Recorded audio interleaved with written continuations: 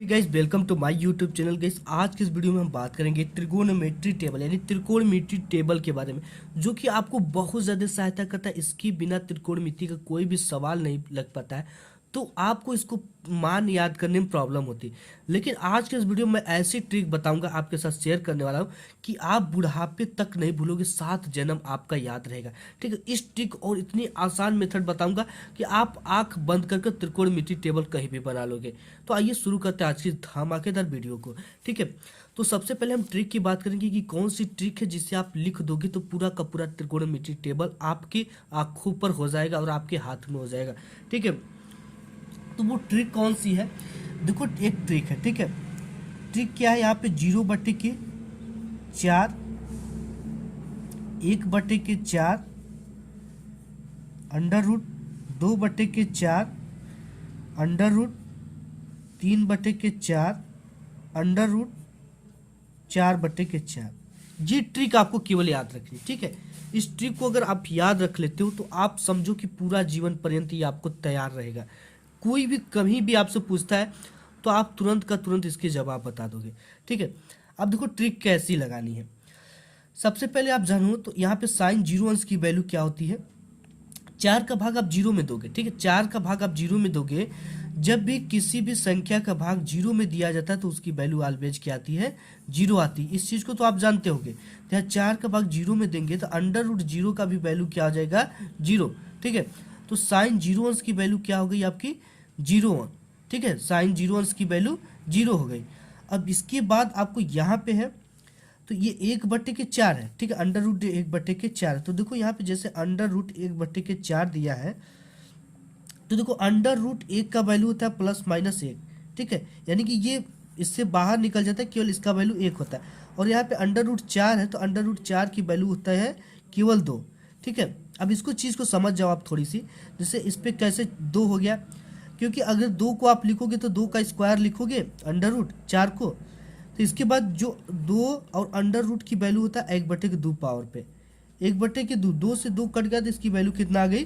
केवल 2 आ गई। ठीक है, तो यानी कि √4 का वैल्यू कितना होता है? 2। तो यहाँ पे हो जाएगा आपका 1/4 का वैल्यू 2। अब यहाँ पे देख सकते हो कि √2/4 है, तो यहाँ से देख सकते हो आप जैसे √2/4, तो 2 एकम 2, 2 दूना के 4, यानी कि इसका वैल्यू आ गया √1/2। ठीक है, तो √1/2 को हम लिख सकते हैं 1/√2, ये लिख सकते हैं। ठीक है, √1 की वैल्यू कितना होती है? 1 यहाँ पे हमने बताया है। इसको हम क्या लिख देंगे?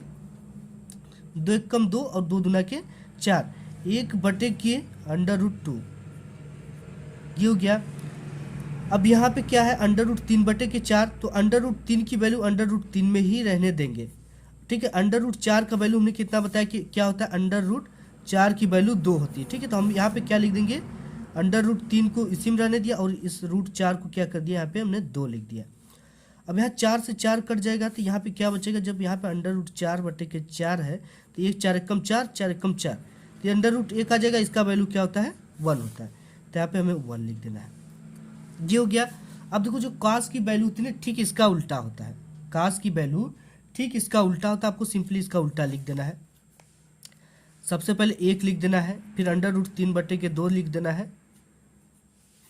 इसके बाद यहाँ पे ये लिख दिया, फिर ये चीज़ें यहीं पर आ जाएगी। इसके बाद 1/2 यहाँ पे लिख देना है, एकदम उल्टा कर देना है और यहाँ पे 0 लिख देना है। ठीक है, कोई प्रॉब्लम नहीं। यहाँ चीज़ें, यहाँ तक तो चीज़ें आपको समझ में आ रही, बिल्कुल ईजी। इससे भी सिंपल अभी आने वाला है।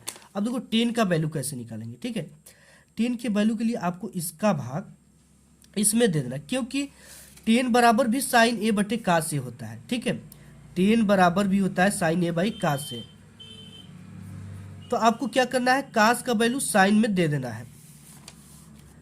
तो 1 का भाग 0 में दोगे आप। 1 का भाग जब 0 में दोगे तो इसकी वैल्यु क्या आ जाएगी? 0, क्योंकि यहाँ पे हमने बताया कि किसी भी संख्या का भाग 0 में देंगे तो उसकी वैल्यू 0 आ जाएगी। यहाँ पे हमने 0 लिख दिया। और इसका भाग 1/2 में √3/2 का भाग देना। ठीक है, तो यहाँ पे आप देख सकते हो 1/2 √3/2, 1/2 √3/2। ठीक है, तो देखो इसका भाग कैसे किया जाता है? 1/2, इसको गुणा में जब लिखेंगे तो इसका उल्टा लिख देते हैं, 2/√3। 3, 2 से 2 कट गया, बचा क्या 1/√3। ये चीज़ आपको समझ में आ रही होंगी। इसका भाग देना है सिंपली, इसमें आप 1/2 में √3/2 का भाग दोगे तो ये आपका क्या आ जाएगा 1/√3, 2 से 2 कट गया। और इसके बाद ये इसका तो ये पूरा का पूरा कट कर इसका वैल्यू कितना आ जाएगा 1/√2 है, 1/√2 है, इसमें हम भाग देंगे तो क्या आ जाएगा केवल 1 आ जाएगा। ठीक है, ये कैसे हुआ आप यहाँ पे देख सकते हैं, यहाँ पे 1/√2 अपान 1/√2। अब देखो इसको हम क्या करना है, इनका हमें भाग देना। ठीक है, 1/√2, अब इसको गुणा में लाएंगे तो ये उल्टा हो जाएगा √2/1, 2 से 2 कट गया, वैल्यू आ गया 1। यहाँ पे हमने 1 लिख दिया और इसका इसमें भाग देंगे तो 2 से 2 कट जाएगा। ठीक है, √3/2, √3/2 है। ठीक है, यही चीज़ें है √3/2/1/2। अब इसको मल्टीप्लाई में हम जब लाएंगे तो √3/2 इंटू 2/1 हो जाएगा, 2 से 2 कट जाएगा, बराबर कितना आ जाएगा √3। तो यहाँ पे आपको क्या लिख देना है √3। अब 0 का 1 में भाग देंगे तो क्या आएगा, देखो 0 एक मामूली बहुत छोटी संख्या है, इसका भाग 1 में हम दे रहे एक संख्या में।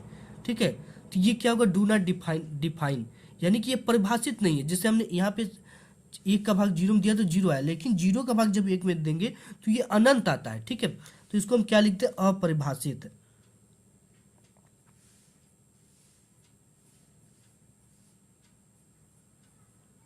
तो ये क्या हो जाएगा आपका अपरिभाषित। के बाद नेक्स्ट है कोसेक ए। ठीक है, कोसेक ए की वैल्यू देखो कैसे निकालनी।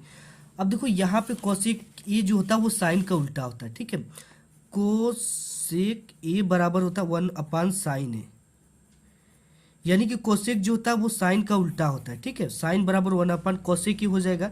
तो कोसेक ए ज्ञात करने के लिए यहाँ पे साइन की जो मान को हम उल्टा कर देंगे। ठीक है, यहाँ पे 1/0, तो यहाँ पे इसके मान को क्या करना है हमें उल्टा करना है। ठीक है, जैसे यहाँ पे क्या है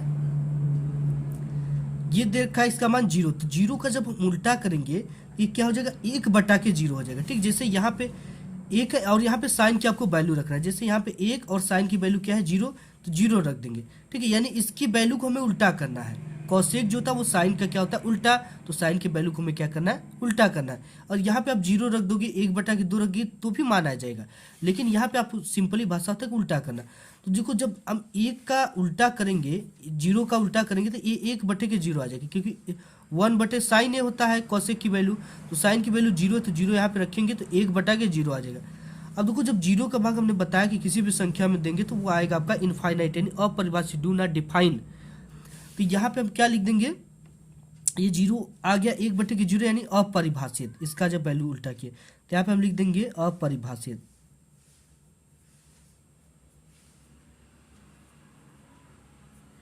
ये हो गया।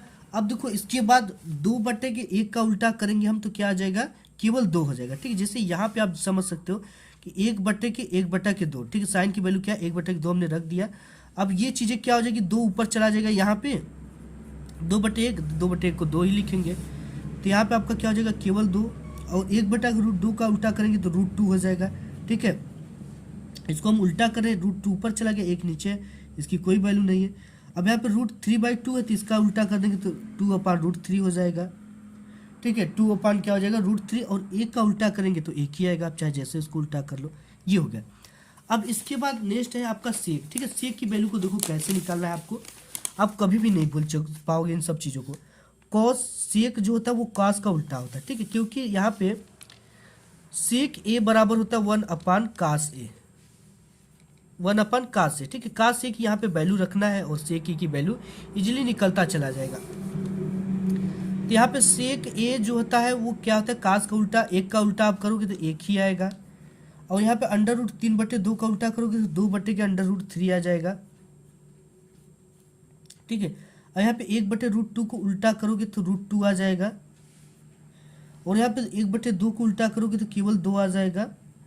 ठीक है, अब यहाँ पे 0 को जब आप उल्टा करने चलोगे तो आपका ये क्या आ जाएगा अपरिभाषित। ठीक है, जैसे यहाँ पे हमने 0 को उल्टा किया था, 0 को उल्टा करेंगे तो 1/0 आएगा, जब इसका भाग देंगे तो अपरिभाषित। तो यहाँ पे हमें लिखना पड़ेगा क्या अपरिभाषित।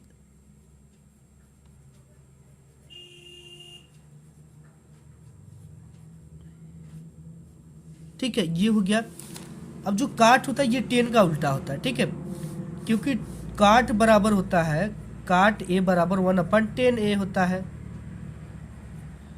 ये होता है। ठीक है, 10 की वैल्यू यहाँ पे रखेंगे तो सभी वैल्यू निकल जाएंगी, यानी इसको भी उल्टा करना है।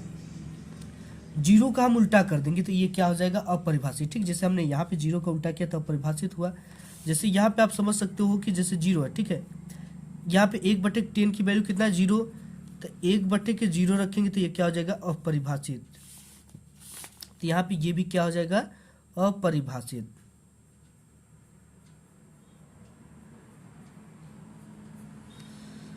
अब हमें इसका उल्टा करना है तो ये √3 हो जाएगा केवल।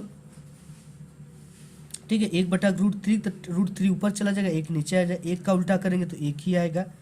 √3 का उल्टा हम जब करेंगे तो 1/√3 हो जाएगा। ठीक है, उल्टा हमने कर दिया इसका, और अपरिभाषित है। अब इस चीज को समझना है, यहाँ पे एक चीज और भी फंस जाती, ये क्या था आपका अपरिभाषित, 1/0 था। ठीक है, तो यहाँ पे 1/0 हम जब रखेंगे तो ये 0 कहाँ चला जाएगा, ऊपर चला जाएगा। ठीक है, तो ये क्या हो जाएगा, 0/1 हो जाएगा। 0/1, तो इसमें जब हम भाग देंगे, 1 में जब 0 का भाग देंगे, यानी कि 0 का भाग किसी संख्या का भाग 0 में देते हैं तो उसका वैल्यू क्या आता है, 0। तो इसकी जो वैल्यू आ जाएगी आपका 0 आ जाएगी। ठीक है, तो गाइस यही आपका टेबल है जहाँ से आपको 90 अंश का मान बिना याद किए केवल एक ट्रिक से आप फॉलो करना। आपको 0/4, 0/√1/4, √2/4, √3/4, √4/4। आप गिनती जानते हो, 0, 1, 2, 3, 4, और सबके बट्टे में क्या है, 4। इससे सभी वैल्यू को निकाल सकते हो। तो गाइस आज की इस वीडियो में बस इतना ही। उम्मीद करता हूँ कि वीडियो आपको पसंद आएगी। पसंद आए तो वीडियो को एक लाइक जरूर करिएगा।